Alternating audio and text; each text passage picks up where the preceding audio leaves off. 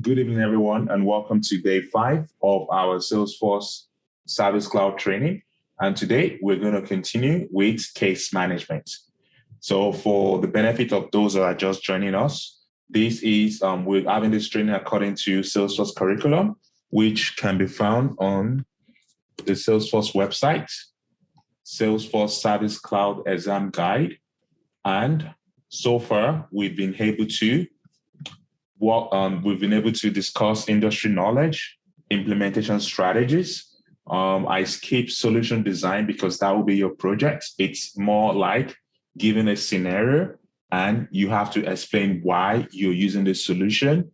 And, that's the expectation from Salesforce. So I'm going to skip this and we're going to do a project on this. For knowledge management, we discussed how we were able to combine a live chat and build a community, and as well as work with knowledge articles in Salesforce. Interaction channel is something that we're still going to come back to. One thing you observe about the Sales Service Cloud exam guide is they are somewhat interlinked. So there are some things that we might be discussing today that will still be discussed later on, or there are some things that we have discussed previously and we are still going to discuss today. Okay, so just have that at the back of your mind that there are so many interlinked topics which we're going to be discussing anyway. Today we're going to be discussing about case management. Case management is very big and is very huge when it comes to Service Cloud. For instance, this is where we talk about assignment rules, escalation rules. This is also where we talk about the omni-channel, as well as the entitlements and milestones. So it's very important that you master this case management. Then subsequent days, we're going to be talking about, we already discussed a little bit about this, but then again, we're going to come back to it again by creating dashboard and how to track performance of an agent.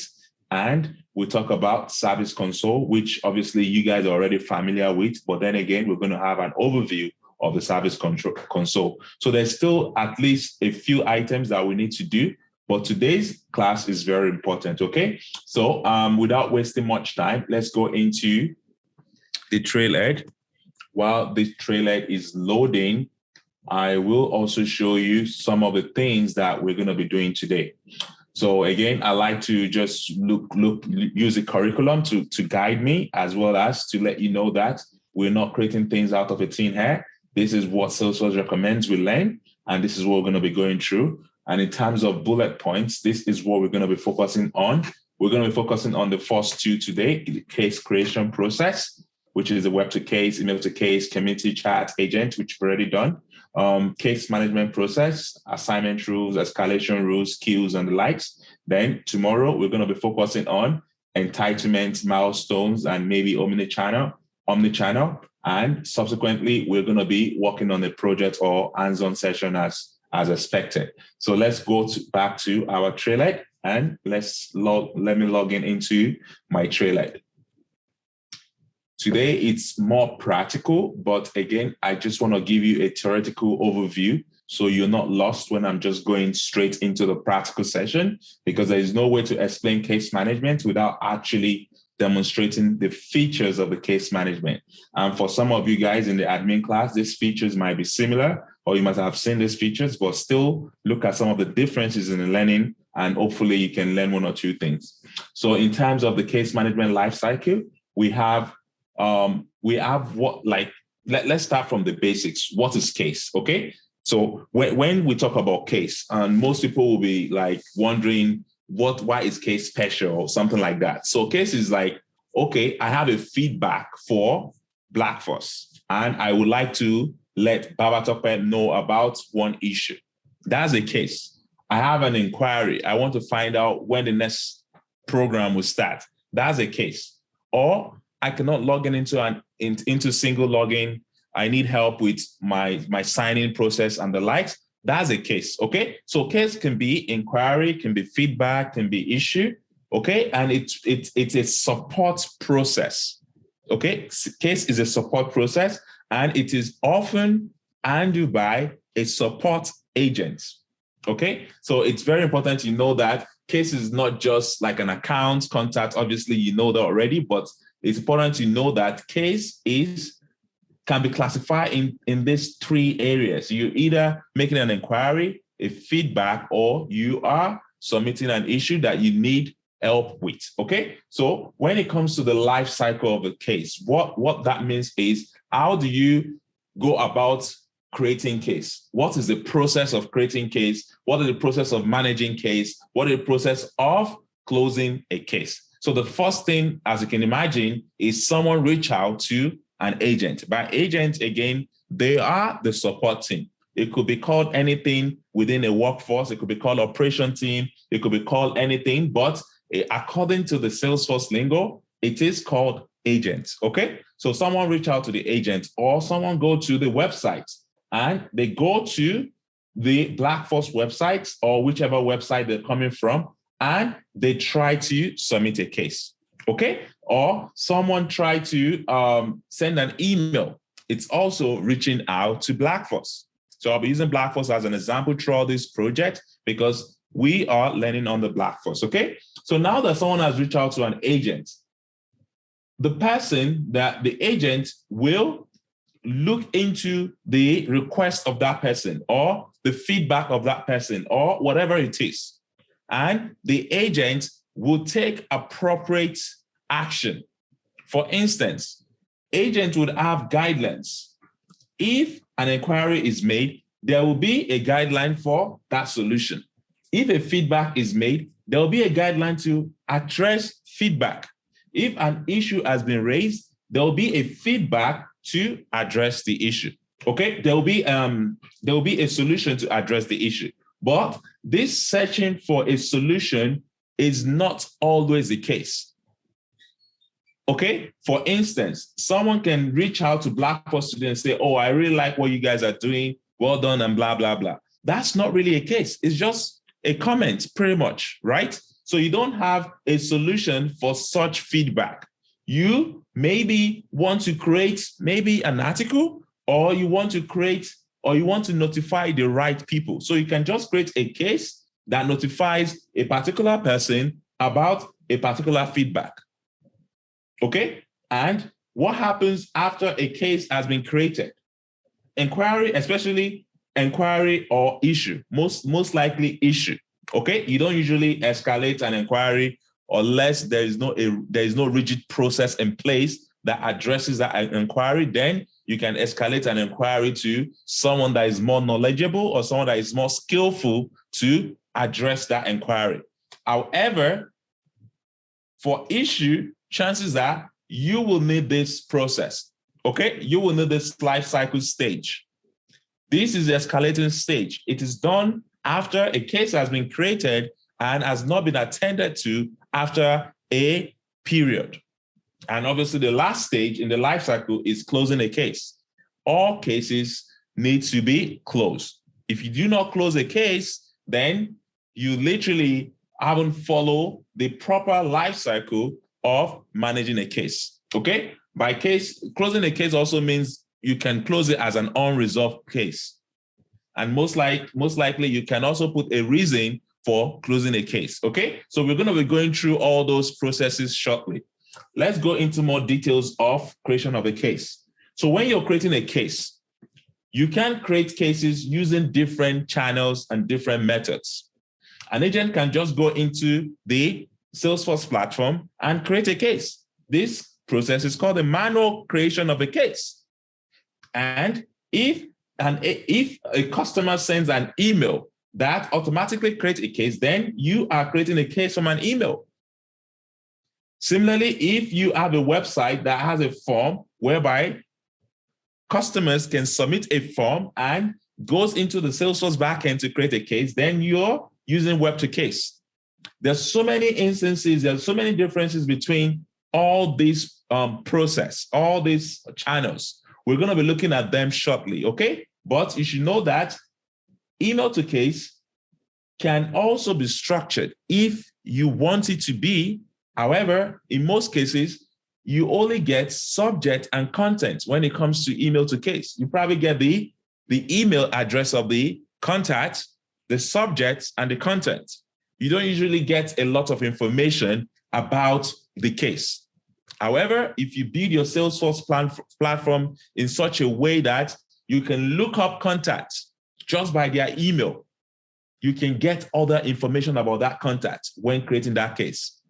Okay, so for instance, if an email comes to Salesforce and a case is being created, what if the customer that is sending an email is entitled to an entitlement process, like to an entitlement that requires a milestone? How do you get to know if you haven't built a process that identifies the customer email?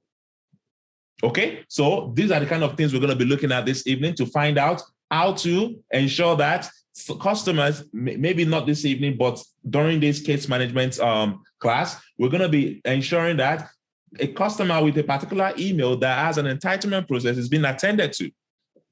Okay. Similarly, you saw the last time that we were able to create a case using community. So right from the community page, we can create a case. In addition to that, we're able to create a case using chat session. You can create a case using chat session. For instance, if the live agent stops or ends a chat, they can automatically create a case out of it. And also with messages and social media posts, you can create a case in Salesforce. Okay. Maybe one of the projects we're going to be looking into this, but we don't have enough. I don't think there's a license for the messages, but the chat we can demonstrate, and the social media, I'm not sure if we need a license for it. We just need to connect our social media. Okay. So let's see how that goes. In terms of email to case is very important. The reason why email to case is very important is because most cases you would, depend on the organization, to be fair. The organization determine whether email to case is important. However, most businesses often gear towards trying to enable email to case in order to minimize the need for a support agent to be on call. So they route all issues via email.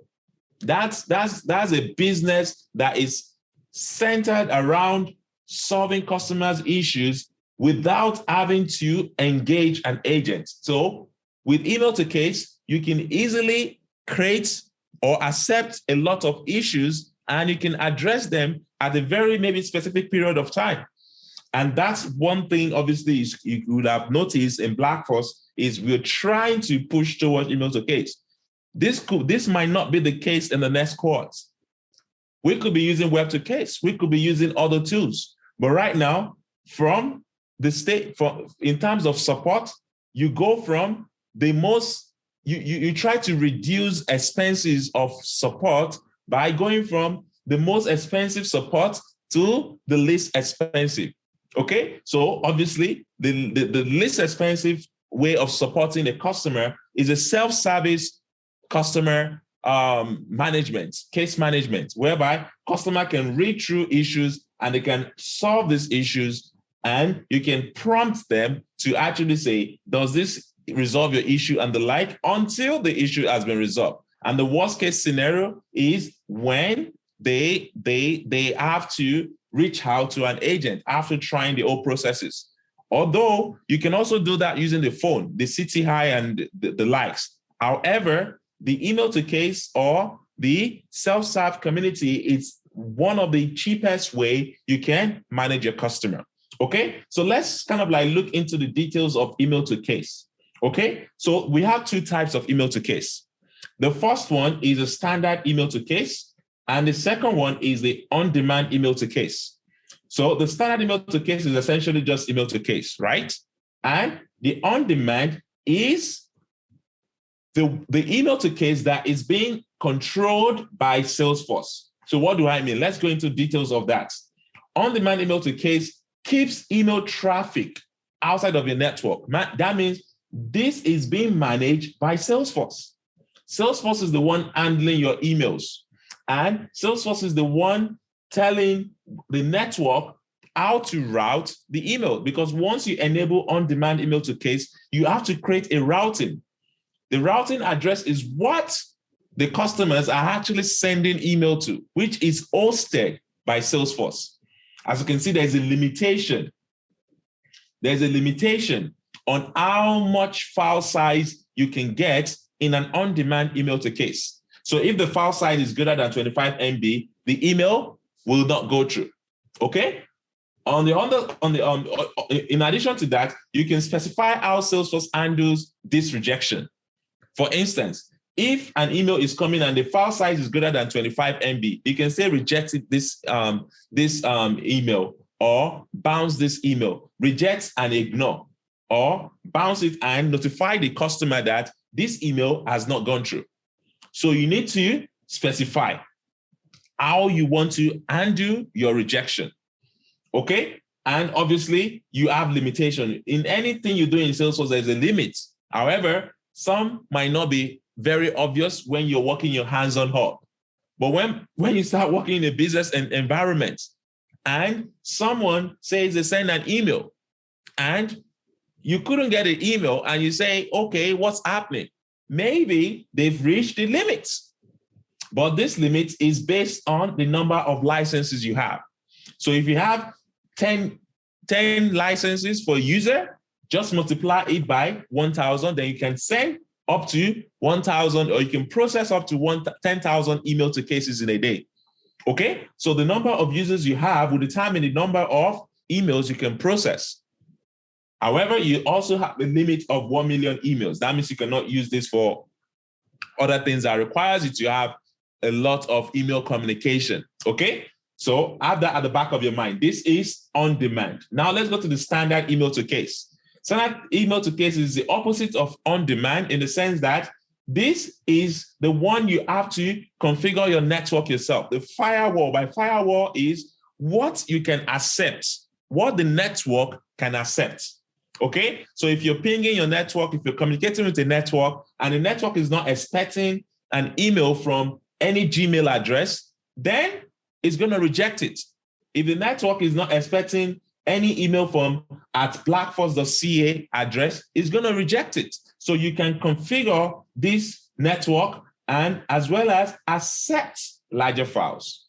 So what that means is that you can take files over 25 MB.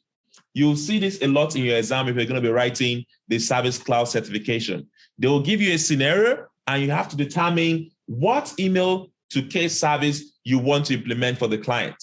In addition to that, I want you to start thinking about designing solution. So there is no right or wrong answer when it comes to consulting. Consulting has to do with your experience. For instance, if a client has come to you, I would like to implement email to case. Would you just go straight and implement on-demand email to case or the standard email to case? You want to find out, why are you implementing email to case? Who are your customers? Will there be a lot of attachment? For instance, maybe you are managing students at Blackforce and you say students should send their results, their project document via email to training@blackforce.ca. Once they send that attachment, what if a student has sent over 25 MB attachment? It's going to be rejected. The case wouldn't be created, right? Now, the question is this: how would you explain this to your customer? How would you provide alternative solution to your customer? If your customer has over 1,000 students and you have just 2 licenses, what would happen when you reach your limit per day? Okay, that just adds up for you guys if you want to work as a consultant. But if you're just working within an organization, most likely the architect will have developed this solution and they will have thought about it before they implement it for the client. Okay, so remember, there is on-demand and there is standard, and there are limitations for either of the two. So you have to decide which of them fits the business purpose. Okay, now we go to web to case. So web to case is different from email to case, obviously. The fact that it's coming from the web makes it different. But there is also more to what the web to case is all about. At Blackforce, we have support@blackforce.ca. And that means that anytime you send an email to support@blackforce.ca, a case is being created. That is email to case. In addition to that, we also have web to case. What you guys did yesterday, submitting your project, was web to case. We use web to case to collect structured information. You want to capture structured information. What does that mean? I want to be able to identify that this person that is submitting an email or that's submitting a Web2 case has a professional membership. Okay, I want to look for the first name, the last name. I want to look for the email, the phone number. I cannot get all those information via email to case unless I have some other AI or background information processing that email looking for keywords. However, for Web2 case, I can structure the kind of information I want. In addition to that, required fields must be present. In Web2 case, if you do not put the values for the required fields, by that I mean if you go to cases, for instance, and you want to create a new case, there are some required fields here: case origin, case status. If you do not put those required fields, you will not be able to create a case. So with Web2 case, you might not get that error from the front end as a customer, but the admin would get an error in an email saying the Web2 case has failed. Okay, so remember, you need that required field, otherwise it's going to fail. In addition to that, if you have pick list values, you cannot add code pick list values, especially pick list values that are being recorded from this. If it is working, it has to be working when it is coming from the website. What that means is that you cannot send bad data into a Web2 case. It will fail. A lot of you will go through this. A lot of you would have issues with your Web2 case, and you will now be wondering why it is not going through. It's as a result of bad data, okay? You can generate up to 5,000 new cases a day when you're using Web2 case. So now the question is this, again, as a consultant, you need to know more of limitations than just knowing the features. The feature is, okay, anyone can know the feature. As you're in class right now, you're learning the Web2 case feature. But what you need to do outside of the class is understand limitation. When a client comes to you and say, I want to implement Web2 case, the first thing you want to ask the client is, what type of information do you want to get through the web? How often would they be submitting something via the web? Who are your customers? You need to know those stuff. If you don't know the reason why you implemented Web2 case, after you implemented the Web2 case, they will call you back and say the stuff is not working. Meanwhile, it's because maybe they're getting a lot of records. If Black Force gets to maybe 1,000 students or thereabouts, we might not be able to handle just 5,000 new cases a day. Maybe, I don't know. I'm just saying, right? So you need to know how to advise the customer better. There's what they call the email service for the email API in Salesforce, meaning that you can actually develop a web form that uses an external API to send email and create a case. Okay, you can use an external API, so you don't have to rely on the Web2 case feature. Okay, so you will get there as a consultant. You will now be doing cost-benefit analysis of hiring a developer to create an API that will create a case, or you want to use out-of-the-box feature Web2 case from Salesforce. In addition to that, you know that you require HTML code. That means you cannot create a case without using the HTML code, which you're going to see the impact, or we're going to see how the HTML code will work, because the HTML code is making reference to a particular code that identifies your org. So if you misplace or if you don't place the HTML code right, you might not be able to create a case. Okay, that's the Web2 case in Salesforce. Auto response through.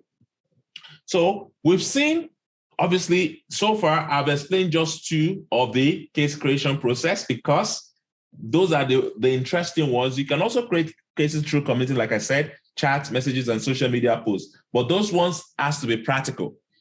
However, when you've created a case, what happens?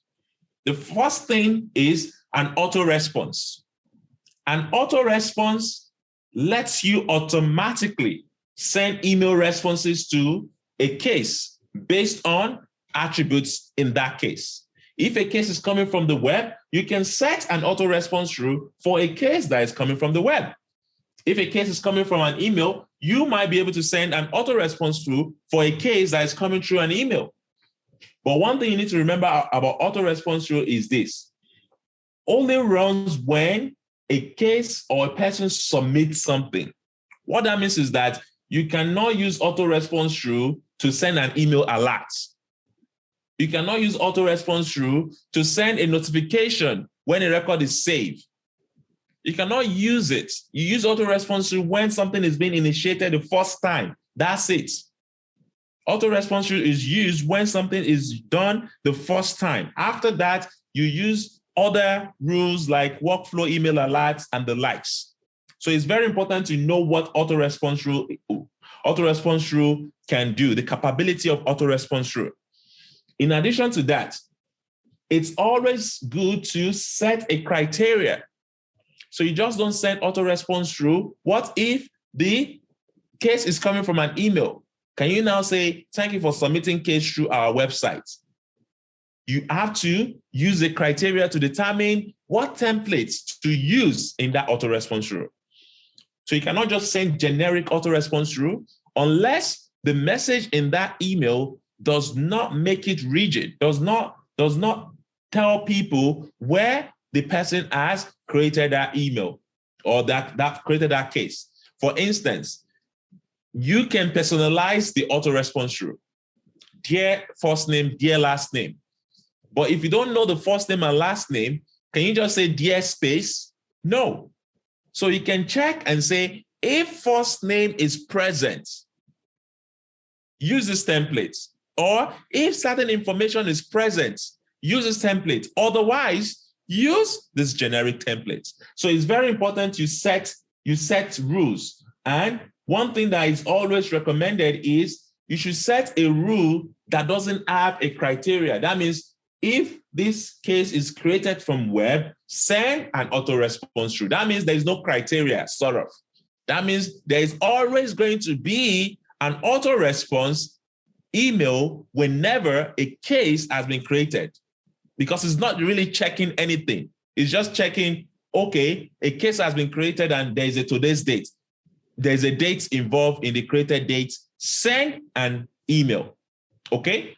And lastly, it's always going to send when the first rule match, okay? So what that means is that it's not going to start looking for the other rules. If you say when the first name is present, send an email, it's not going to start looking for the last name, the email, no. Once it sees the first criteria it matches, it sends that email as an auto response, okay? So the first rule is what is taking place. Assignment rules. Again, for most of you, you guys are familiar with assignment rules.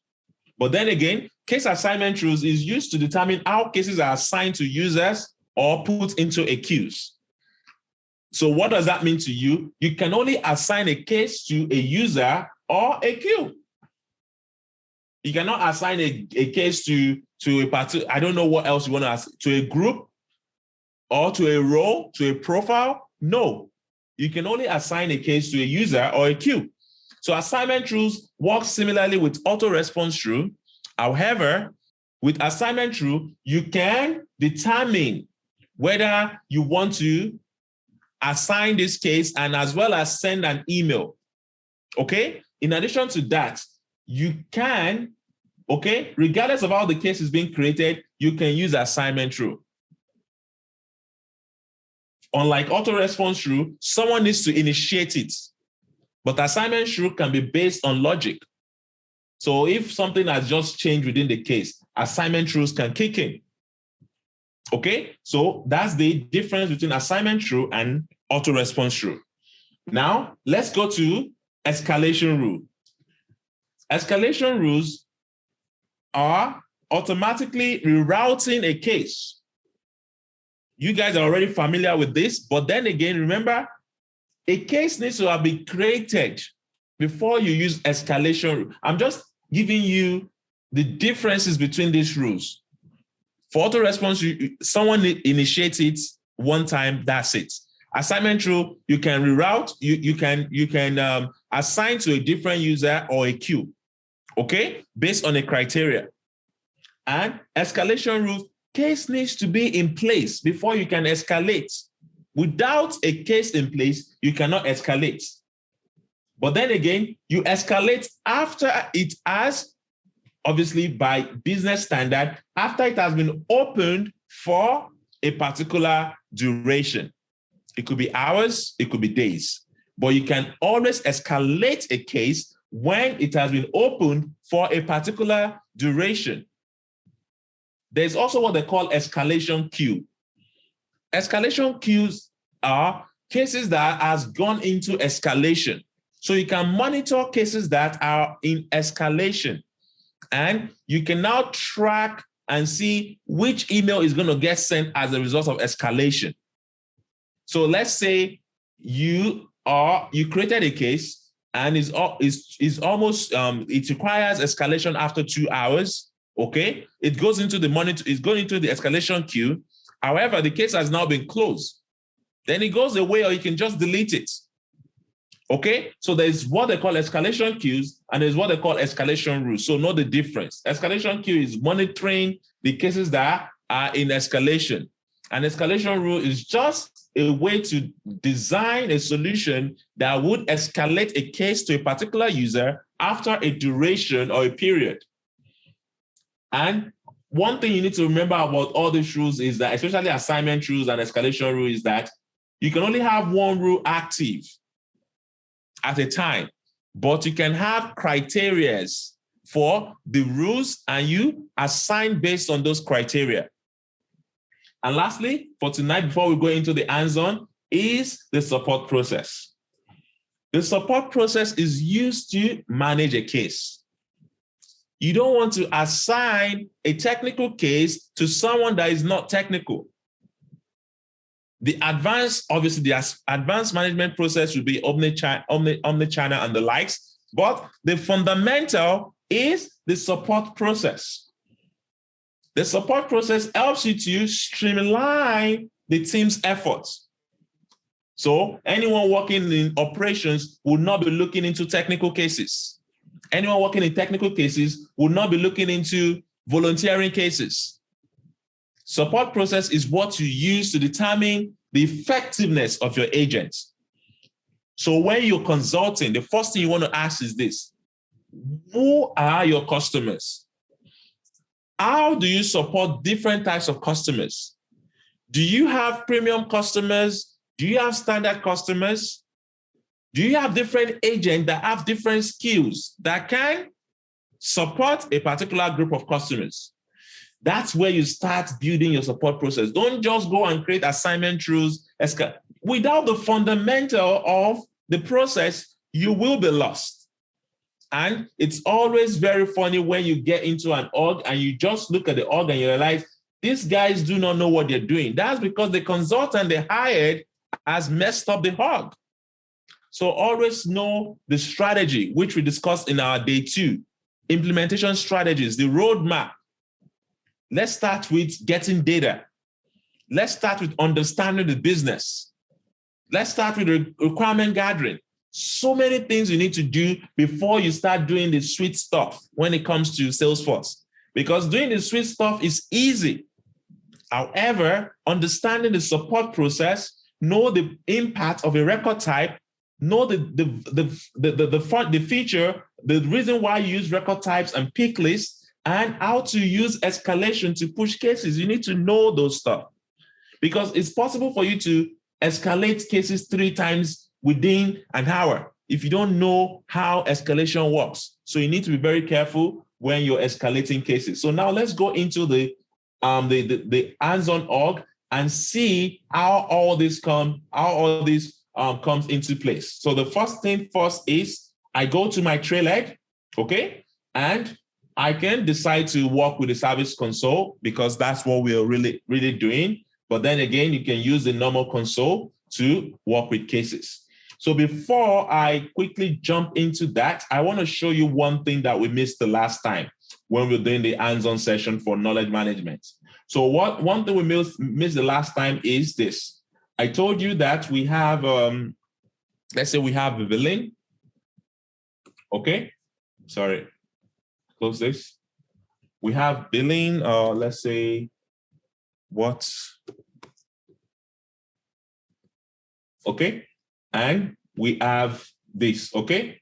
So, and if you have a record type on the communication channel, you will not be able to attach this article inside this case. So if this case is for, let's say, change owner, let me look for a case. Let's say we have this case. Okay, I don't know what this case is, but let me see if I can identify the details of this case. I don't know the details of this case, but I wanted to show you the communication channel. So you go to setup, which we probably missed the last time, or I know that I did not miss it, but maybe we just didn't get it. Knowledge, you go to communication channel, which I made reference to, and you set up different communication channel, you edit, and you will have this. This is very important if you want to attach, a particular case.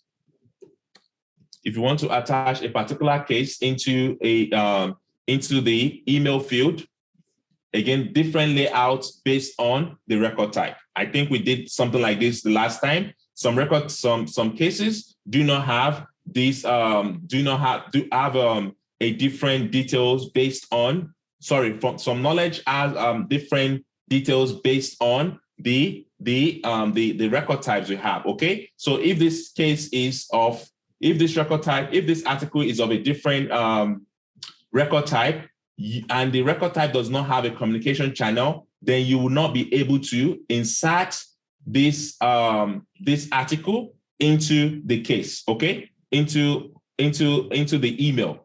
Remember, we wanted to we can attach article into an email. We can also insert article into the email, but the insertion of article into this email is based on the communication channel which you've selected. So if you've selected email, then we selected everything that we want to be available in that article, in that email. So what that means is that, let's say you have an article that solves how to subscribe in BlackForce.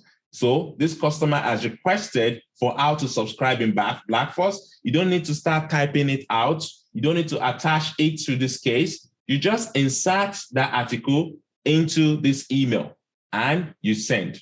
Okay, so we missed that the last time. So I have to quickly show you so you know how that works. So now that we know that, let's go into the practical session for today. Setup. And the first thing, like I said, is support.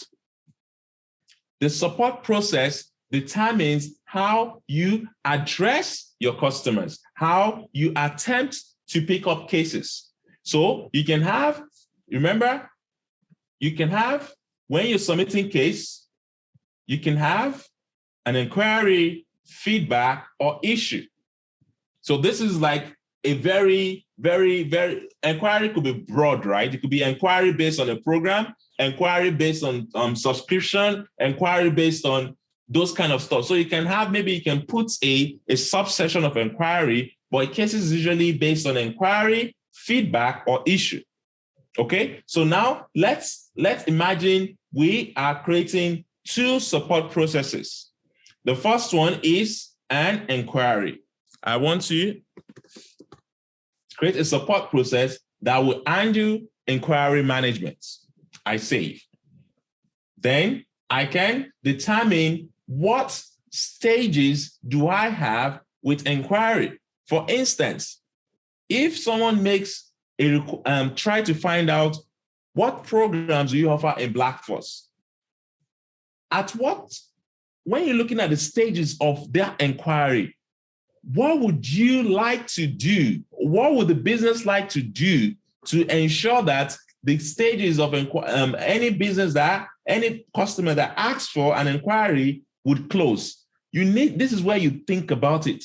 Do you need to escalate an inquiry? If yes, how? What is the purpose of escalating an inquiry? Is this something that can be resolved with an article?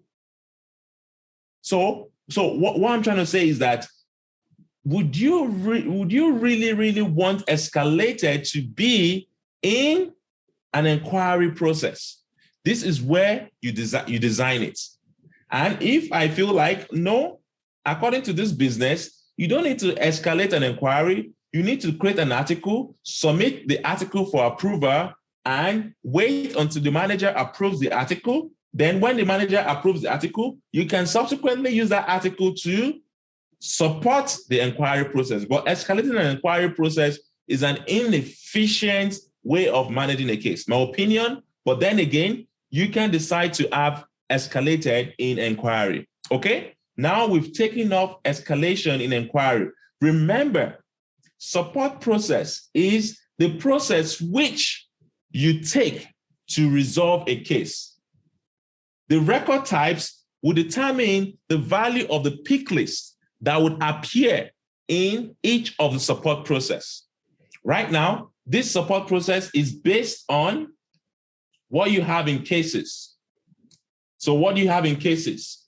You have status, okay? You have status, new, working, escalated, close. This is what drives the support process.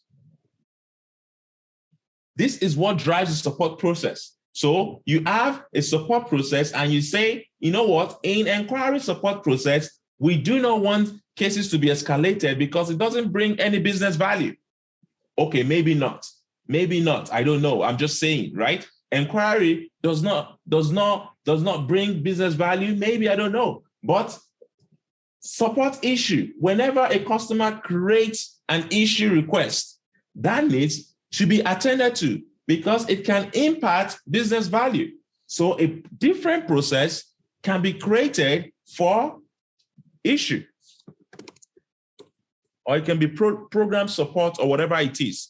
I'll just call it issue, okay? I have issue and I save. Again, you can choose the type of status you want for an issue.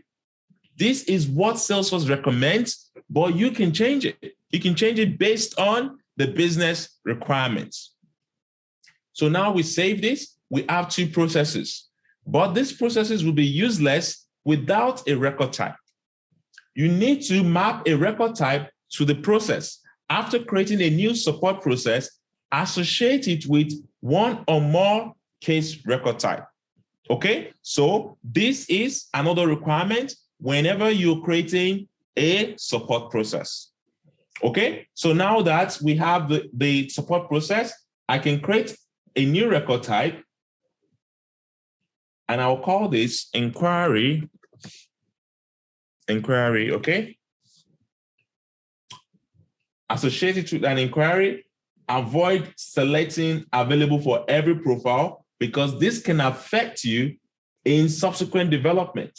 So if you now give a different user, or if you want to log in as a different user, they will be using the process that is not recommended for their profile. So when you're selecting this is very important, guys. When you're selecting this, always think about who is using this inquiry, who is supporting, which of the agents are responsible for supporting inquiry. Then you go and assign it to support profile, meaning that only support profile agent would be able to use the inquiry record type and process. Then you save. You go to next and you save. Okay? The second phase is the layout. The layout determines the fields that would appear on the page. For now, I can make it the case layout, okay? And I save. But let me go back. Let me go back to case page layout. I can create an inquiry layout and assign it to the inquiry process. Let me give you an instance of how and why that is very important. When a customer is inquiring for something, you probably do not need a lot of information about that customer. I don't need to know, I'm just saying, you don't need to know a lot of maybe type, asset reason, web email. You don't need all product. Maybe the customer does not even have a product. So you don't want to put the information that will be blank on the page. That is why you want to create a page layout that is specific to inquiry process. This page layout will now determine the fields that should come up when you are resolving a case that has to do with inquiry. Okay, so let's quickly create an inquiry layout out of the case layout just for the learning purpose. This feed-based layout is when you want to have something like this, right? You see this feed-based, so you can determine how, and it's mostly used for console anyway. So determine that you can check it if you want, you save. So we've created an inquiry page layout out of the existing case layout. And you can see we can take all this off, because if someone is making an inquiry, we don't need all these products. I'm taking it off. Potential liability, I'm taking it off. Engineering request number, I'm taking it off. I'm taking it off. The bottom line is this: you take off the fields that are not applicable to the process. This is where your technical understanding comes into place, knowing that I need to focus on the inquiry. An inquiry should just have a very simple case owner, case number, and the subject. Okay, so now that we have the inquiry case layout, we have pretty much completed the inquiry process. The first thing is create the inquiry support process. Second thing is create the inquiry record types. If you want to minimize the information that comes up when an inquiry process is selected, this is where you minimize the information in the pick list. Remember, pick list determines what values you get to see in here. This is pick list. So if something is inquiry and you don't, maybe when it is inquiry, you don't want to have SLA violation, then you can just take yes off, or you can even take it off totally from the page layout. That is what the pick list can do. The pick list can determine what values appears on this drop down when is an inquiry. What if there is never going to be an inquiry through chatter? There is never going to be an inquiry through chatter. To ensure that no one is entering chatter during case origin, I go to case origin and I take chatter off inquiry support process. Then I save.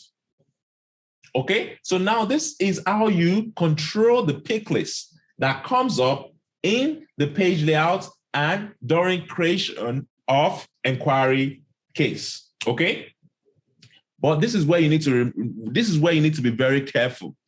When you're taking this off, remember, manual creation of cases is not the only way to create case. So what that means is that if someone is coming from the web,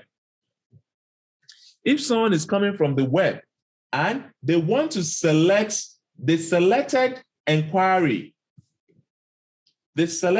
maybe there's an inquiry here, the selected inquiry, and the options which you've provided is not matching what is available. This is where you need to test your project. If you're given a project, if you're given a case study, test it. Because in as much as you've created that drop down in the front end, if in the back end, you've restricted the pick list based on the record type, then the case will not be created. Okay, so understand that and try to test your web to case, your email to case, your community case, or whatever it is that you're using case for. Now, the second one, according to our process, is, let me go back to get the second one. The second one is issue, okay? I'll go back to the case and I create issue record type.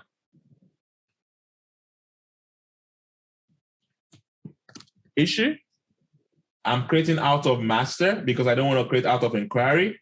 Then I put issue there. I make it active. Again, I want technical people to respond to issue. So normally I would have created a profile for technical personnel in the system. So you just don't assign the issue to support profile. No, it has to be assigned to maybe a technical profile. But obviously, this is the first way. But right now, I'm going to assign to support profile for a reason. I want to show you the other way of managing cases. So imagine support profile being inclusive of those that attend to inquiry, those that attend to technical issues, those that attend to basic, advanced, or whatever people, okay? We are taking them as support profile. In addition to that, let me just give the system admin as well so I can see the changes I'm making. Next, and again, I'll give it case layout, save, but I want to create another layout for issue. I hope this is making sense for you guys because I know it's a lot, but it's pretty much an admin stuff. It's just a refresher. And more importantly, the logic behind creating this stuff, okay? So then again, I'm going to make it very the same. Don't worry, that's safe. So now we have issue, we have inquiry, and we have support processes that are using that. But one thing you need to do when you are, after creating record type, and you have two record types, is you need to assign the page layout. Previously, I did not assign the page layout because I did not create them. But right now, I will go to the support profile and ensure that it is using the right page layout. Okay? It is using the right page layout. So right now, I know inquiry, it has to use inquiry layout. Issue, it has to use issue layout. You have to do a lot of things in terms of setting up the case management process. This will help you streamline what the agent can see in the front end. Always think about streamlining process when it comes to case management. So now that we have that, okay, if we go to the front end and decide to create a new case, we just let me refresh. Okay, and let me see the service console. Just 1 minute. Record types, page layout assignments, support process, yeah. Refresh. And the service console, I just want to check if that has it. New. We need to do for the service console because this is a service console. Just 1 minute.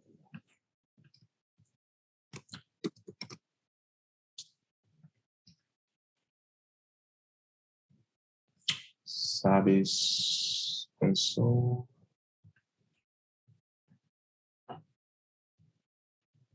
Okay.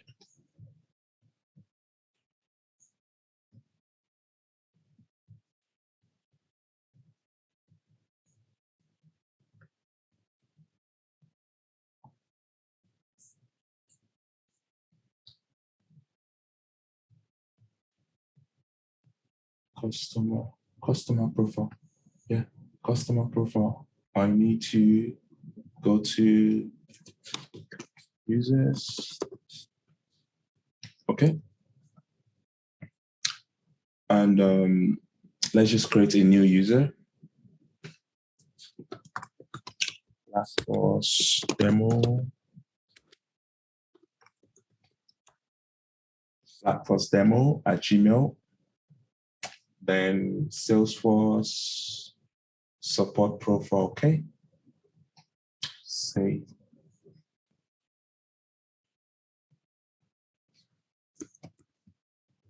Okay, and make sure it has Service Cloud save. Okay, so I need to be able to log in as this user. Go to login access policy. Enable admin to log in. Save. Okay. Then go to users.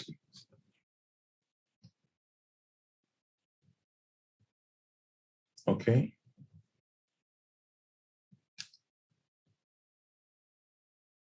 I need to switch to Lightning. Okay. So I'm just going to sign out again. Sign out. Okay. And I'm going to sign in again. I want to switch.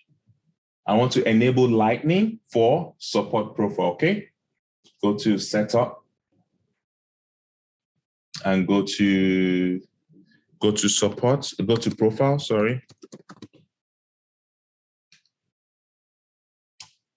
And I go to support profile. And I go to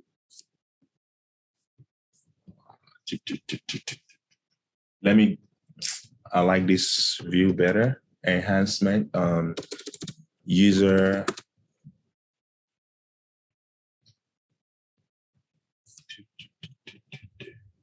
Enhance profile user. So I just want to see the profile in a different view, okay? That's why I'm selecting this. I want to be able to see the profile in the view that I'm familiar with, okay? Most of you might have a different look when you are viewing the in the profile. It's totally up to you what view you want, but this view makes things better for me, okay? And I can just go to system permissions, edits. Because it's a custom profile, I can edit it, okay? You cannot edit standard profile, but you can edit custom profile. Then I'll go to enhance user, okay? Enhance or Lightning user. Lightning user, okay? Or did I spell that right? So Lightning experience user, okay? I want to enable Lightning experience user. So anytime I log in as this guy, I would always see Lightning instead of Classic. I don't really use Classic. So anytime I walk as this guy, I would see, okay? So now it's coming as Lightning and is logged in as Blackforce demo, okay? So now that I want to create a new case, it's asking me what type of case do I want to create, okay? But before we get here, you observe that the first time I tried to create a case, I didn't get this prompt. That was because I did not assign, okay? I did not assign the record type to the profile that has options. So if you don't assign that record type to that profile, then you wouldn't get that prompt. Let me quickly show you again, because it's important to know how to manage that process. So I'm logging out of that user. I'm logging out of this user. Okay, then I'm going back as an admin. I'm going to set up. And I go to the case setup, okay? And I go to record types. When you edit this record types, you can, like, let's say you're creating a new record type, okay? Go to new. When you create a record type, you select the profile that should use that record type. If you don't if you select make available to all, then anytime anyone is creating the case, they would have that option. However, we want to minimize things. When it comes to support, You want to minimize things because by the time you select everything here, it will be harder to make changes. You have to go to the profile, take off the default record types and the likes. However, because you've already minimized who can see this record type, it helps you easily assign record types based on the user that is logged in.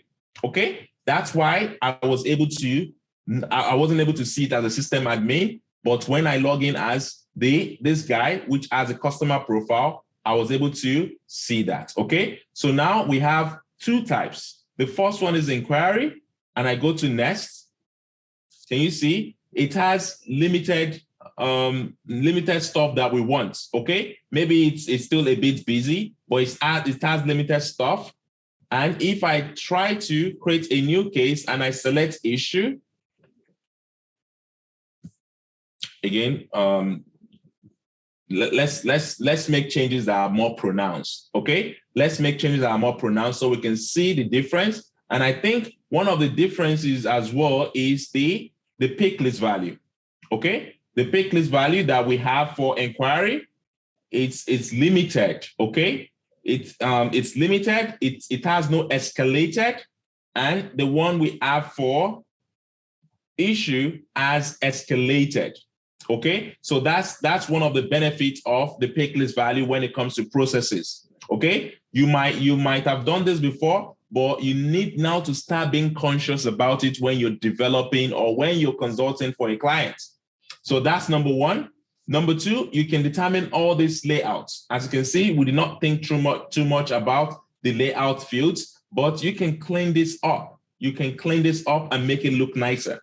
Okay, but I don't want to dwell on that. I want you to understand the process. So now that we have two processes in place, we have inquiry process and we have the issue process. Okay, we need to be able to direct issue to issue team, and we need to be able to, when I say direct, I mean manage.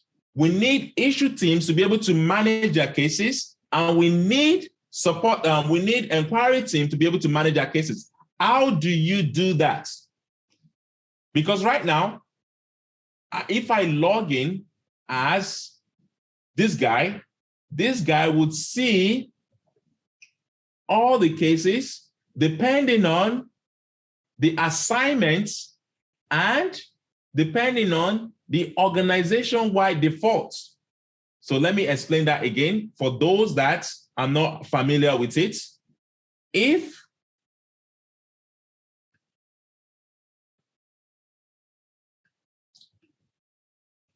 the organization-wide defaults sharing, if the sharing for case, which is currently public read, write, transfer, if it is currently private, meaning that we do not want anyone without access to case to see cases unless they've created that case, okay, then the support agent will not be able to attend to any case unless they have been assigned that case. However, that's not an effective way of managing support process. You want to make this, maybe depending, I don't think cases should be hidden, but you want this to be open just like it is right now. However, you want to create what they call a queue. So when you're managing a group of records, you want people to be able to take cases based on their availability. I know we're still going to get to omnichannel and the likes, okay? Don't worry too much about that one yet. Focus on what we're doing right now. The first step is the easy one, the one that has the least ability to set up. Queue. So you want to create a queue that would manage inquiry and manage issue based on the team. We're going to create an issue queue, okay? And we're going to select the object that belongs to this queue, which is the case. Then you would have people working on issues. In an ideal organization, you have about maybe 10 or more people, right? But because we don't have much, we're going to click on just one person that would be able to accept cases that is issue-based or issue-related. Then we save. The next one is we create inquiry, okay? Inquiry, again, we select the object as case, and if you're talking about omni-channel, this is where you set the omni-channel, but don't let us get into that yet.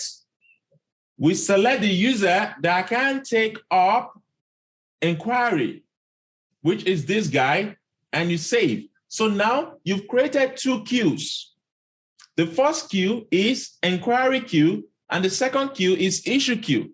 Once you've created this queue, if you go back to your front end, if you refresh this, you'll be able to see this and this. This is the queue you just created. To even make it much elaborate, you can inquiry cases.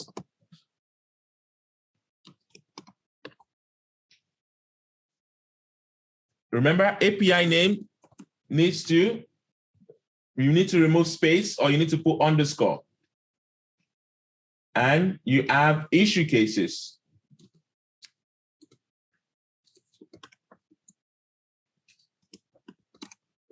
Okay? Then if you go to the front end, you refresh this, you'll be able to see issue cases, inquiry cases. So anyone assigned or any member that we've added to this member, these users, these inquiry cases, will be able to log in and accept any case that is an inquiry case. Similarly, any member that is assigned issue case will be able to log in and accept any case that falls on that issue. Now, what have we done? Just a recap, we've done support process that determines the way we want to manage our support team, which includes creating a support process, a record type, and modifying the pick list that appears under the record types. In addition to that, we've created queues that would help us put cases into this queue, and we haven't created users, but we've assigned users to this queue. The next thing we need to do now is to do an assignment rule. An assignment rule would help you assign cases, remember, to a user or a queue. Assignment rules will help you assign cases to either a user or a queue. But when you're talking about support case management, you want to ideally assign to a queue. Unless, obviously, you want to overwhelm a user. That's when you assign cases to a user.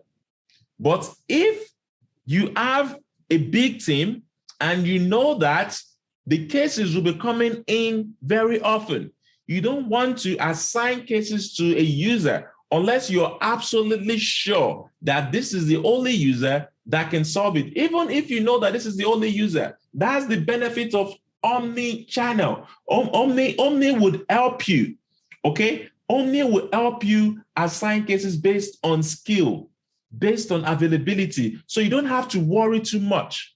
When we get there, you will see how it works. But you don't have to worry too much about who is more capable of resolving this case. The first thing you need to do is use a queue. Queue is easier to set up. Okay, so now that we've done queue, let's go to what we call assignment rule. And we're going to be selecting the case assignment rule. Remember, you can only have one active assignment rule.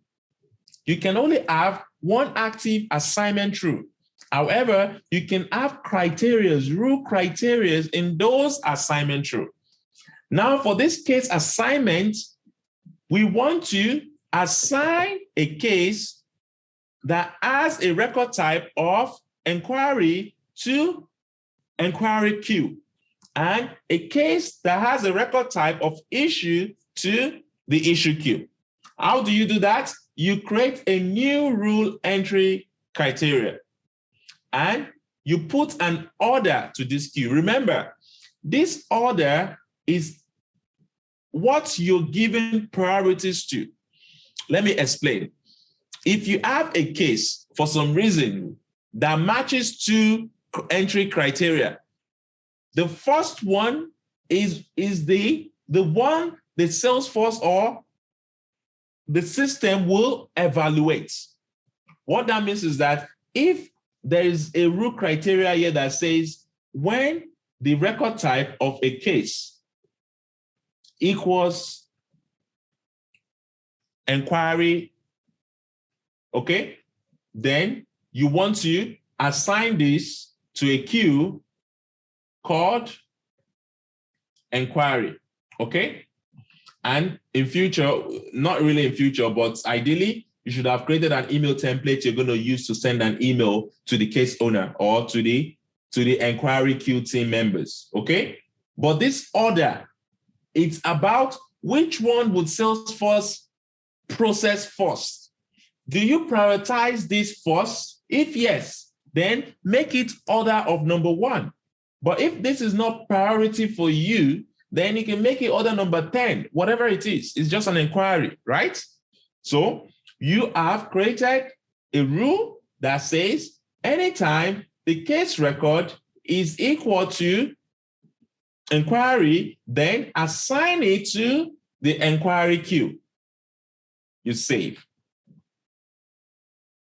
Then you create a new rule that says, which is number 2. And the same thing, it says if the record type equals issue, you want to assign it to the issue queue, issue cases queue. Then you save. Now, one thing you need to know is this. The assignment rule would be looking at this order. So if a case equals United States and blah, blah, blah, it's not going to even look at this. It's not going to initiate this. As long as it has seen that the record type is inquiry, it's going to start processing this. So if you have an assignment that is very critical, then what you need to do is you edit this you edit this rule, then you add the second rule that is critical. So it has to match. By matching, I don't mean that it has to always match. What we can do here is this. I can say, okay, let's look for country, right? We want to look for country, contact, billing city. Let's look for city. Equals, let's just say Lagos, contact billing, account billing city equals, let's say Houston, okay? Now, you're saying field equals inquiry, account billing city equals Houston. You can add what they call the filter logic. The filter logic is saying, if this and this, okay? Or you can say 1 or 2, meaning if it is 1 or 2. This comes into play if you want to bring two things together. The use case of this, I'm going to open this in a new window. The use case of this is this. You don't want to let go of this other rule.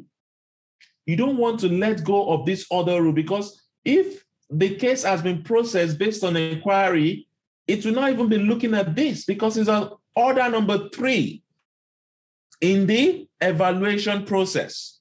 So my point is this. If you want to account for this rule as well as this rule, then you have to use something like this and introduce what they call the filter logic that would ensure that both rules are being accounted for. Okay, so remember, you have to use the filter logic to accommodate more rules. And if you don't want to accommodate, if you don't want to have more rules, then you use the other logic to ensure that the first rule is being executed or is being assessed first. Okay, so now that we've created rule criteria for inquiry and rule criteria for issue, let us look at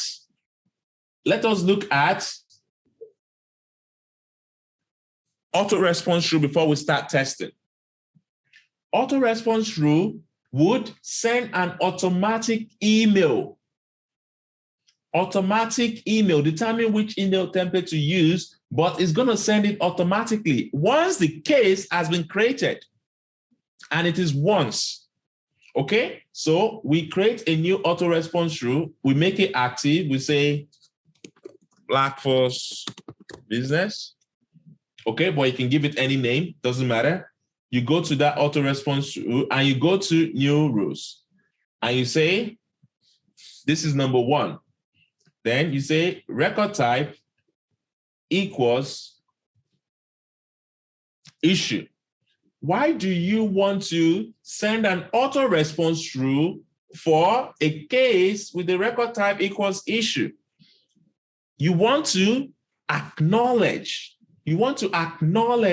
that, hey, you have created a case which record type equals issue, right? So the customer knows that, yes, someone, maybe you can now put some template saying, we have received your case and a member of the case will be looking at it shortly, or a member of the case will pick up this case shortly. This is where the management process comes into place. Because once you created this auto response rule, then if this user has what they call entitlements, then you can create a milestone. The milestone will be the first response, which is the auto response. The second response would be acknowledgement that an agent is currently working on this case. The third response would be this agent has resolved this case, or the case has been escalated to tier 2 agent. We're going to see most of that tomorrow, okay? But for tonight, let's focus on a very simple auto response rule that acknowledges that this case has been created. So I say case equals issue. I want to say Black Force issue team, operation team, okay? Then you put a verified email. I believe this is verified. Then you can also put a reply to if you want, and you can use a template that ensures that the customer gets an email. So case, just say case response, okay? Doesn't matter, just put it there. And if you want to send to more people, you can send to more people, okay? This survey is for closure. Survey is for closure, meaning that when this case has been closed, would you like to send surveys to the customer to say, how was your experience with Black Force? How was your experience? Okay, that's for closure. So if you have survey, you can send it to the user. So now we've set up auto response rule for issue. We've set up assignment for issue. We've set up support process. Now let us set up either, case can be created using manual case creation, email case creation, web to case. So let us set up the email to case. First of all, email to case. The first thing you need to do is you need to enable email to case. If it has not been enabled, I think we enabled this during our knowledge setup. So it has already been enabled, okay? If it has not been enabled, the first thing you need to do is enable email to case. The second thing you need to do is understand what you want to set up. On-demand email to case or the standard email to case. You need to read this carefully. Define email address on your email system, create email routing, configure the email address, and you set it up. However, for the standard, you have to install an agent because this is going to be on your network. Okay? But because we've already enabled email to case, the next thing we need to do, if you haven't enabled email to case, you will see enable email to case, and you will be able to send email to case, but make sure that you know why you're doing this. But more importantly, enable on-demand service is what we want to use tonight, okay? Because we don't have the luxury of installing a software. So now that we have that, we save. Remember what I told you, unauthorized sender action. If the user is not recognized, what should Salesforce do? This is where you set it. If you've sent over the required limit for the day, what should Salesforce do? Discard, requeue. This is where you make the settings, okay? You save. Then you create the routing address. I can just say Black Force operations. And I would say I want Black Force demo at gmail.com as the email I want to use to verify, okay? And I have the option of creating a task whenever an email has been created, whenever a case has been created. I can set the status of the task and I can assign the case owner to a user or a queue. So what I can say is Black Force issue operation teams or whatever it is, okay? And the email would be send an email to issue@blackforce.ca. Okay, so it's going to be going to the case queue called issue.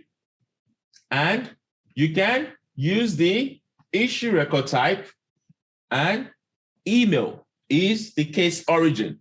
If you have a priority, you can set priority for emails, cases that cases that come through email. You save. You click OK, and Salesforce will give you this unique email address. This is the email address you're going to give to your network people. Your network people will now configure this email address to be able to accept incoming emails, and it's going to route it into Salesforce. Okay? But for the benefit of time, we're not going to set that up. However, for it to work, we need to verify this email address we're using, because this is the email address that confirms that we can use email to case. Otherwise, someone can just be spamming Salesforce. I go to Gmail and I go to the email I receive. I verify this email, which is good. Then I will refresh this and this should show verify. Okay? This is now verified. Okay? So now that we have that in place, this is the email you're going to configure to your network guys. Your network guys will understand if you just tell them, configure this. Alternatively, you can quickly just do it in, I think in Gmail, but we're not going to do that. You can just do forwarding, okay? You're just going to say all forwarding, add forwarding address. You put it there, but I'm not going to do that right now. It's going to take a bit of time. But this is where you go if you're going to be using Gmail. But if you're going to be using a proper domain like blackforce.ca, you have to actually go to the network and do this, okay? But now, if we go and create a case, okay, and we say issue with login, okay, and we make a case for an issue with login, and we send. Remember, this email will be very will be a very smaller version of your company website. It doesn't have to be Salesforce. Once you configure it, it becomes smaller, okay? And you send. Now you've sent an email, okay? You've sent an email to this business. And if you go back to the cases, let me go to open cases for now. Issue with login, okay? And let's see, go to issue with login, which is a case we just created, okay? And go to the details of this. Who is a case owner? Issue cases, okay? As you can see, we automatically get issue cases as a case owner, okay? And the auto response, which obviously I use a different template, otherwise it should be working properly, right? The auto response says, dear XSS, thank you, Blackforce. So one thing is, if you have set up the email template correctly for auto response, you will get an auto response for issue with login because there is an auto response rule in place. In addition to that, the case team would go to issue cases. You would see the issue cases you will see the case in the issue cases, but someone needs to take ownership of this in order to solve it. Someone needs to take ownership. So once this comes in, you will accept it if you are part of the issue to case support team. You will log into Salesforce and you will come to issue cases. You will accept it and it will change to your name. It is no longer there again. It's gone away from the queue. You go back to my cases and you go based on created time, issue with login. It is now owned by Babatope Olajide. So if you want to, let's say you want to now close this case, there is what I call the closure. The closure is based on so many things. For instance, you can do what? You can attach an email. You can attach an article. Oh, this is issue with login. You look for issue with login article, issue with login, or whatever article that has to do with issue with login. You look for it and you say, okay, attach this, insert this here, and you give it to the guy, solve. This is how you solve a case in 2 seconds. So you can have agents working for you. They come into the case queue for for cases. They go to issue cases and they use articles that you've already written to support that inside that article, and you're done. And the person that submitted that case will see that this is the step 1, step 2, step 3 on how to resolve issue with cases. There's so much you can do, but you have to think through it. This is the first way we can create case. Obviously, the second way, because the first one is just creating cases manually. So let's do the other one, which is the web to case. The web to case is just a simple way of creating case, and you just need to decide what fields would you like to create, would you like to accept from the user. By web to case, I mean you collect form fields like this. Whenever it's been submitted, you will have your cases created here, okay? So let's create an inquiry web to case. I'm gonna say, I don't have any signature. I don't require a capture, save, okay? Then I will generate my HTML. But remember, case record type is very important, but this is something you do not disclose in the front end. You do, imagine Blackforce is telling you that this is support issue. This is, how would you guys feel? You just feel like this is support, I now see record type.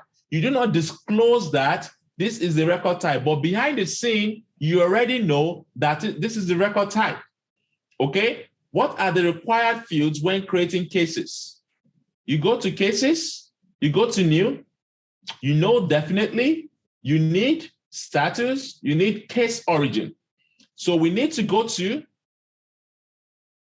have it here. If you don't have it here, it's not going to create. Remember I told you, status, origin, okay? Where's origin? type. Wait. Oh, origin is default by web. Okay. Origin is default web. Web to case origin is default web. Okay. You can confirm that. Web to case origin default.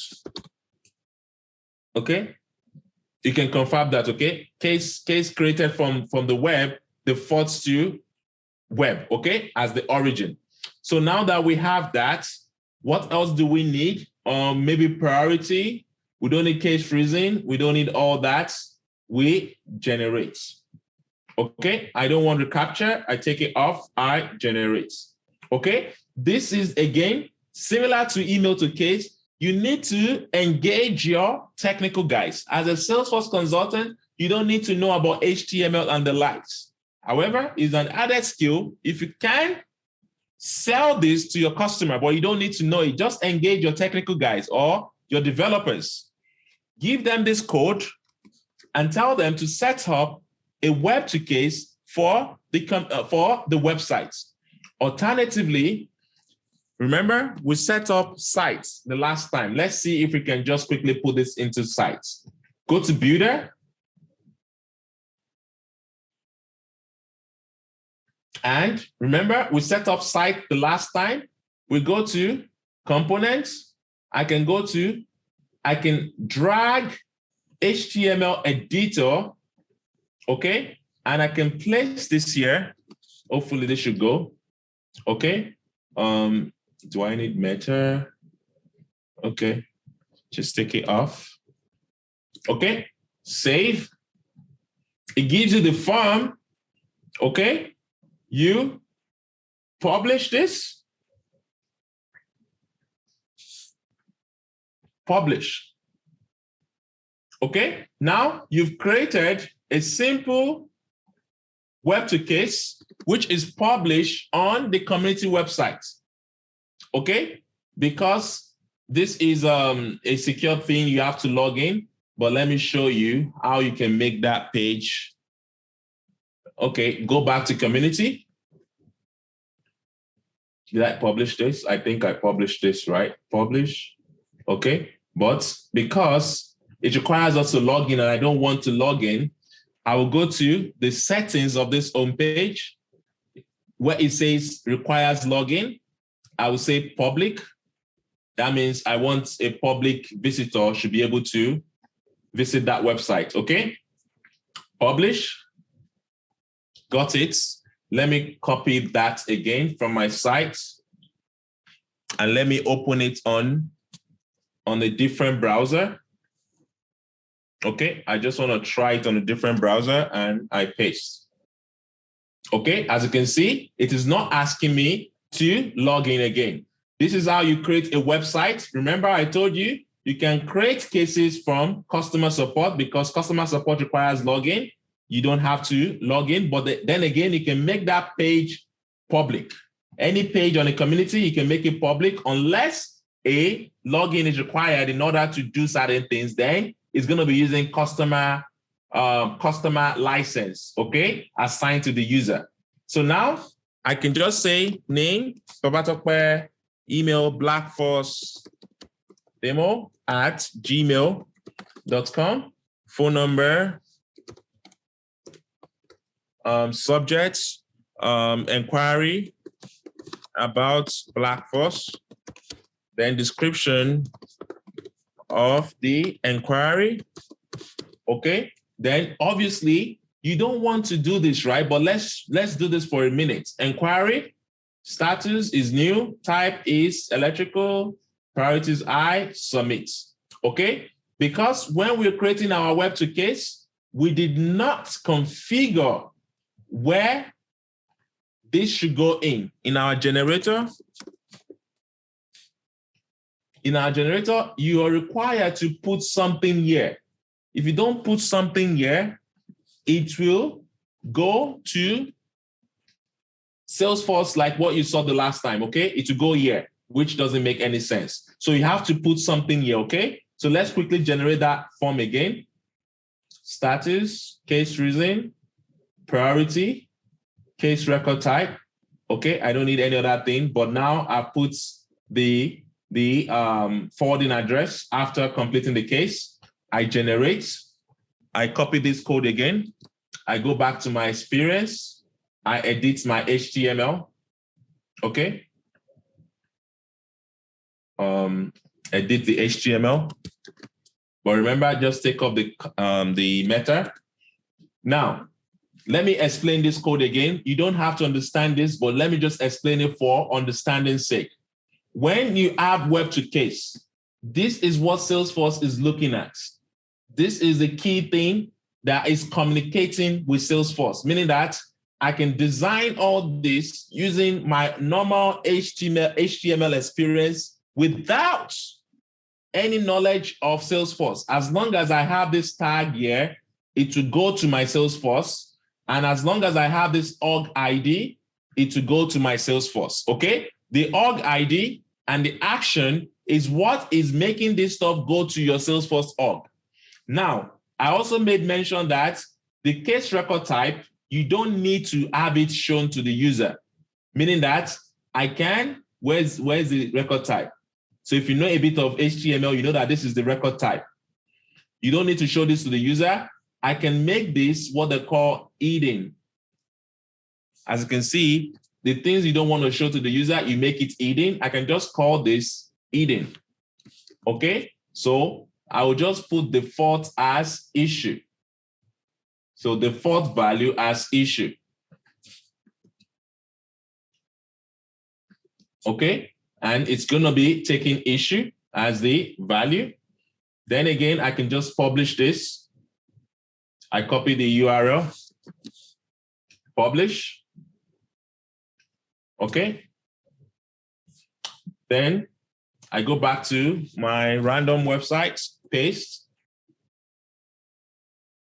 Okay, you don't see that case record type again. It's now hidden, it's behind the scene. Okay. Then you submit again.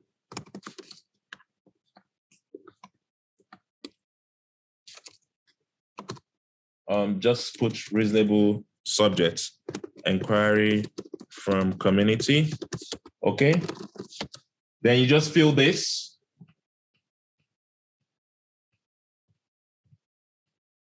Okay. Issue. Okay. Submit. Oh, I did not, the record type did not show. The record type is meant to be issue. Submit. Okay. Then I go to the case, which is this. I go to my refresh. Okay. Refresh this. Then I go to inquiry.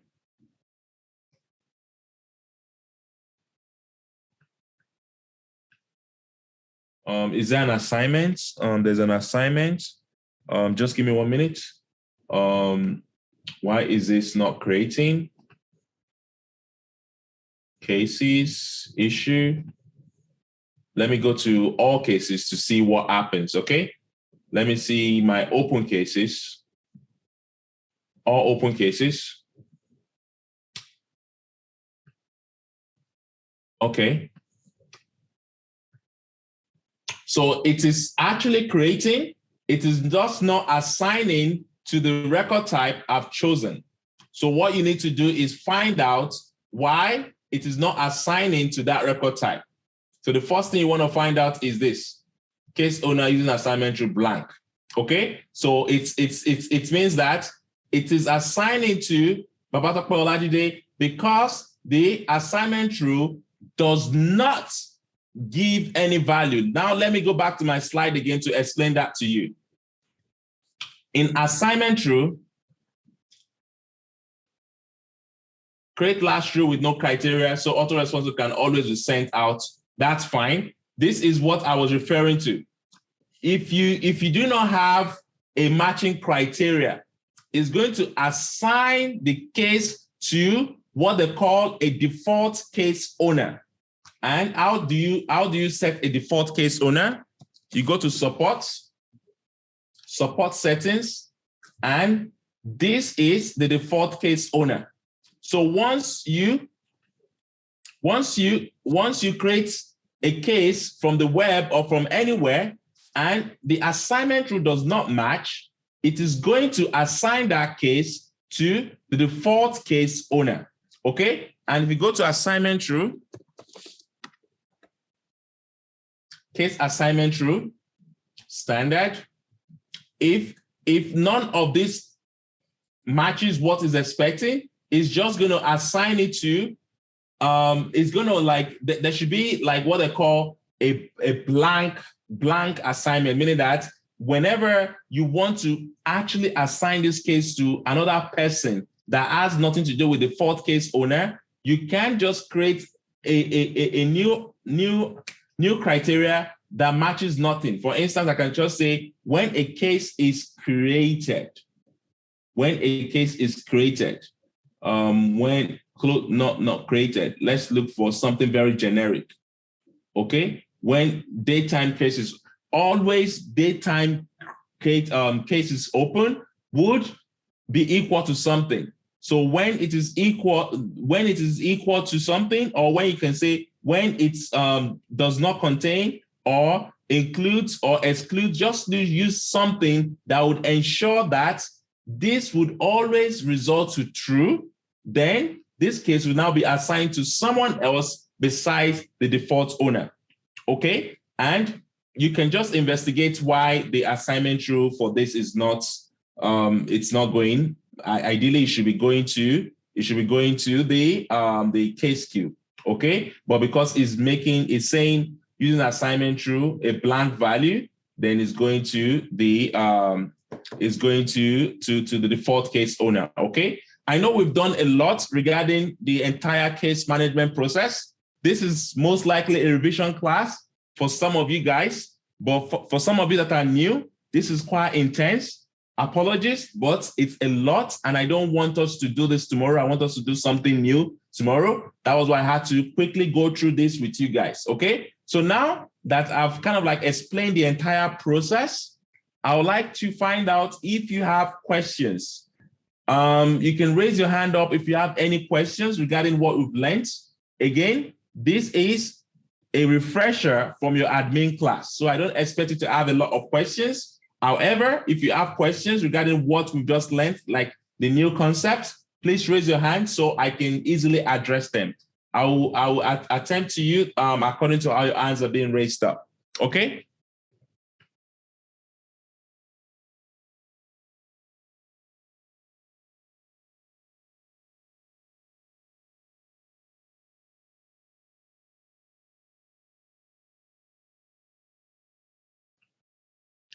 Matilda, you can unmute yourself and speak, please. Okay. I want to understand, when you were filling the form for the web to case on the front end, you were allowed to pick from the pick list before you pick the record type. Does it mean the record type is not controlling the pick list? Okay, that's a development question. Okay, once you generate the HTML, which for some reason it wasn't working, but I can easily just generate a simple HTML for you to see. Let me go to, okay, let me just explain this. In Blackforce right now, we have Blackforce support and it changes based on what you are selecting, okay? So if you select request, it changes. If you select Blackforce support, it changes. This is a web development. It has nothing to do with Salesforce. So you have controlled this pick list based on web development. With Salesforce, you don't have that luxury. You only get the code. And the code for this is this. The code for this is all this stuff. So it's a very static stuff. But what we've done at Blackforce is we've used JavaScript to control the pick list. What happens when this is selected? What happens when this is selected? This is more of a development and has nothing to do with the Salesforce dependent pick list and the likes. Okay, so don't miss it with Salesforce dependent pick list. Okay. Okay, I have another question, please. For the email to case, how do we assign it to record type and then maybe control pick list when it has to do with email to case, since we're not working with code there? So email to case, which is this, you have the liberty to select the record type of interest. Okay? This is a record type of interest. So when you're creating your email to case, you select whether it's an inquiry record type or an issue record type. Okay? So that one you can control, but for the web, you don't get that luxury. Okay, does that answer your question? Yes, thanks. Okay. Do we have any other question? I want to demonstrate that email to case again. I think the community might be blocking something, but I want to test it using a normal interface. Okay. But again, I think the community might just be blocking something. It should create this thing based on the HTML. I just want to test something. Okay. So we have this. I save the HTML. Don't get lost in this. It's just the HTML we got from Salesforce. Okay. And I just put blackforce.html. Okay. This is just a simple web to case. Okay. So as you can see, we have this and we have the record type. Where's the record type that is controlling? This is the record type. Okay. And the record type is controlling the case. Okay. That's fine. Then I just open this. Let me just open this from my computer and I'll show you guys. Blackforce.html. This is it. Okay. And I just put these values there just to see why that wasn't creating. Okay. So I had that priority case record type, which is the one that is determining what is being created. Okay. I'm going to call it issue and I submit. Okay. It goes to Blackforce support, which is fine. Then I go to my cases. Okay. Let me refresh this. Then I go to issue cases. Okay, the issue cases is not going. Let me try inquiry cases. Inquiry, okay, submit. Then I refresh this.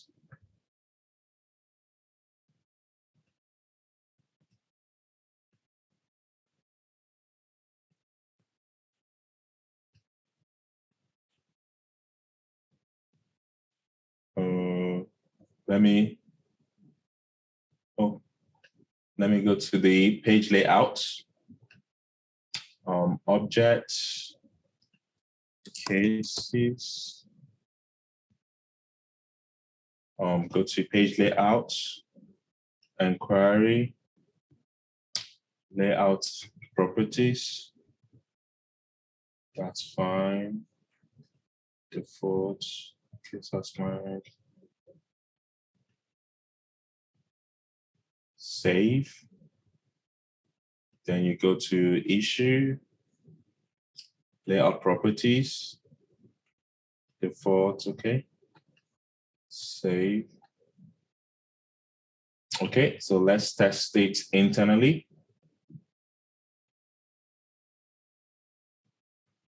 Okay, new. Oh, I don't have user profiles. Go to this guy. Okay, create new case, issue, and no, I need to.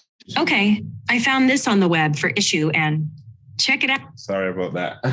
So assignment rule needs to be activated for that. So it takes a bit of time sometimes.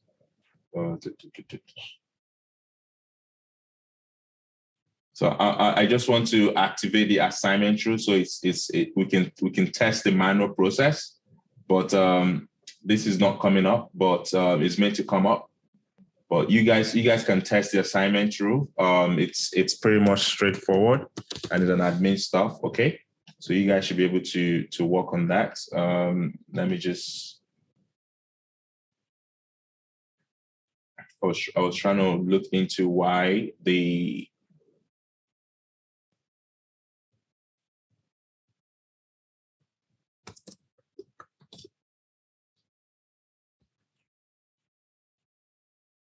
Do we have any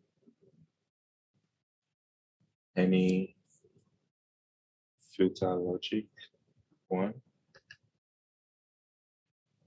Number two, inquiry. We don't have any filter logic. One. Yeah. So it's something that I'm pretty sure we're missing something, but the assignment rules is quite basic, and you guys can test this on your own. Okay. So do you guys have any other questions regarding what we've done today? Again, this is a refresher. It is nothing new, but I want you to think through the process.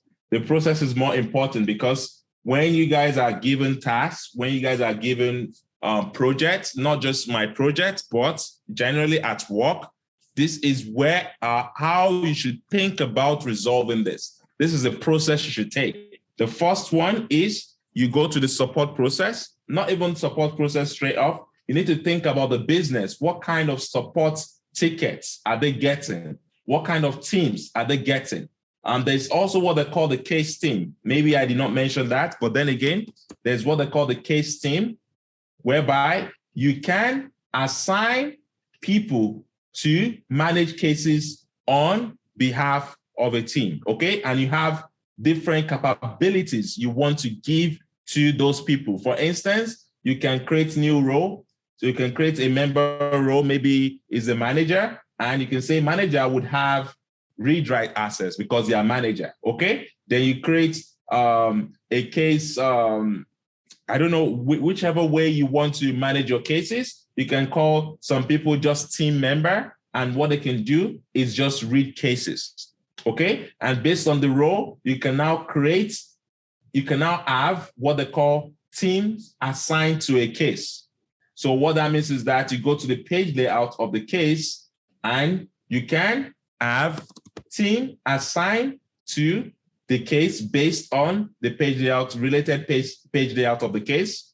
You go to related page layout and you drag case team to the related page. So you have the team that are working on a case. So you can work on a case based on queue. You can work case based on omnichannel routing. You can also work on cases based on case team, which is very important, okay? So I think that's all for case management. Tomorrow, we're going to be going into something new. So please try to attend tomorrow because it's something new, something different, and something different from what you already know, okay? But before we end the class, I think Eko has a question. And after Eko, if there are no other questions, we can just end the class, okay? Eko, please unmute yourself and speak. All right, thank you very much, Babatope. I just wanted to show quickly again where you said we could enable email direct attachment, an article direct attachment to an email in the service console. Okay, this is it. So you have the article and you can insert that article, but you need to be very sure that the communication channel has been created on the knowledge, okay? So if the communication channel for email is not created, you cannot insert the article into that email. So the first thing you need to do in order to make sure that happens is to go to knowledge and enable communication channel for email. You can only have one communication channel enabled at a time. Okay, so if you don't have this enabled, you'll not be able to insert. The last time, what we missed we had it at master. Meanwhile, we have 2 extra record types. So if you don't set the record type specifically, you will not be able to insert as well. Okay? Right. Thank you. No worries. This is going to be your project, guys. So I want you guys to understand the project I'm going to give to you.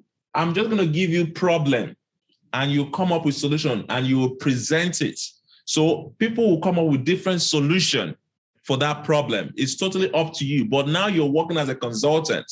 You're not working as an admin or you're not working as a developer, but a consultant solving problem. And this is where it comes in. Your solution designing approach.